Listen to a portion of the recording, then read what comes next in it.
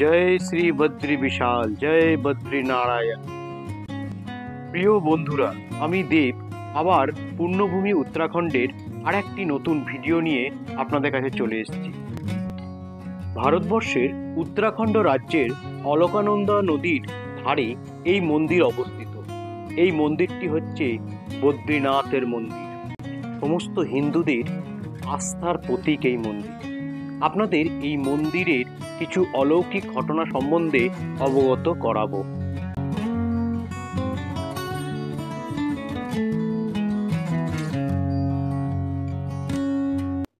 বন্ধুরা, ভিডিওটি শেষ পর্যন্ত দেখবেন।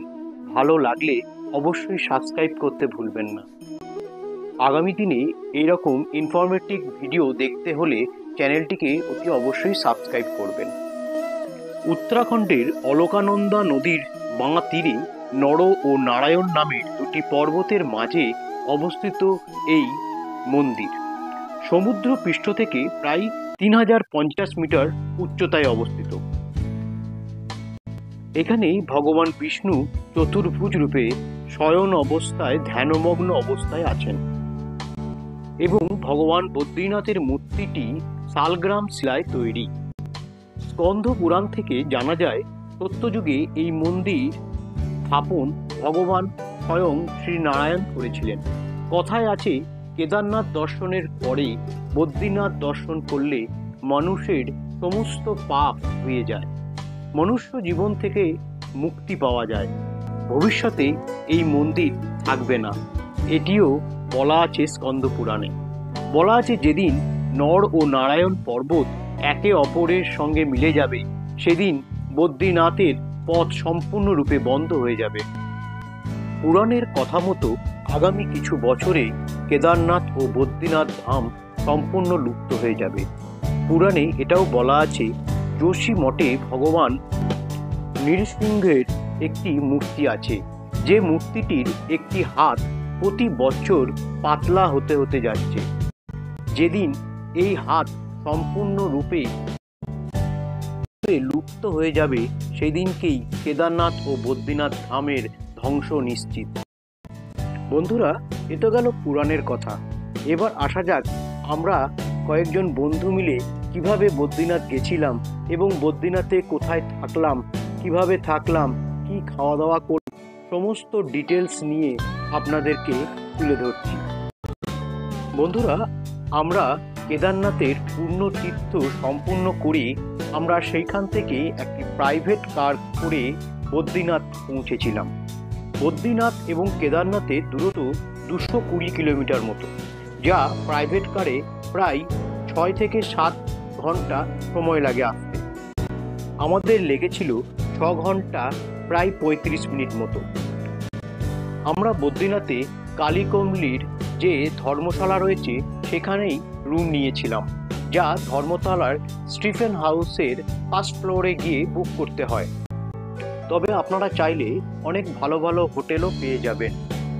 কালীকমলির যে রুমটি আমরা পেয়েছিলাম তার অভিজ্ঞতা কিন্তু খুব একটা ভালো ছিল না। রুমটা মোটামুটি অ্যাভারেজ ছিল। হ্যাঁ, আপনারা যারা হরিদ্বার থেকে সরাসরি বদ্রীনাথে আসতে চান তাদের প্রায় সময় লাগবে 9 ঘন্টা থেকে 9.5 ঘন্টার উপর, এবং সেক্ষেত্রে ভাড়া হয়তো পড়তে পারে 8 থেকে 9 হাজার টাকা। আমরা কেদারনাথ থেকে বদ্রীনাথ এসেছিলাম 3,500 টাকা। উত্তরাখণ্ডের সমস্ত পুণ্যতীর্থের জায়গাগুলির মতোই বদ্রীনাথেও ভিড় ছিল চোখে দেখার মতো। অবশ্যই বাঙালি পর্যটকদের অধিকই বেশি ছিল। বন্ধুরা, এখানে পুজো দেওয়ার জন্য আলাদা করে কোনো পুরোহিত ঠিক করতে লাগে না। আপনারা সাধ্যমতো পুজোর সামগ্রী নিয়ে সরাসরি মন্দিরে প্রবেশ করতে পারেন। আমাদের 1 ঘন্টার মধ্যে সমস্ত পুজো দেওয়ার প্রক্রিয়াটি সম্পূর্ণ হয়ে গেছিল। এখানে ভগবান বিষ্ণুর শালিগ্রাম পাথরের যে মূর্তিটি রয়েছে, সত্যি যেন দেখেই মন ভরে যায়। আমরা সমস্ত জায়গার মতো এই জায়গাতেও দিনটিকে স্মরণীয় রাখার জন্য বেশ কিছু ছবি তুলি।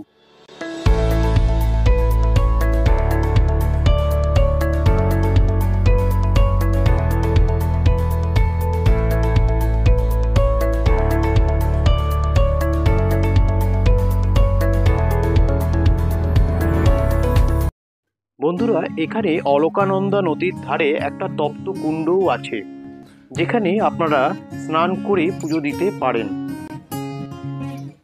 বন্ধুরা, এরপর আমরা আমাদের গাড়ি করে বদ্রীনাথের আশেপাশে বেশ কিছু দর্শনীয় স্থান দেখার জন্য বেরিয়ে পড়ি। এখানে মানা গ্রাম বলে যে গ্রামটি রয়েছে, এটি ভারতবর্ষের শেষ গ্রাম নামে পরিচিত। পুরাণে কথিত আছে এই মানা গ্রামেই দ্রৌপদীর মৃত্যু ঘটেছিল।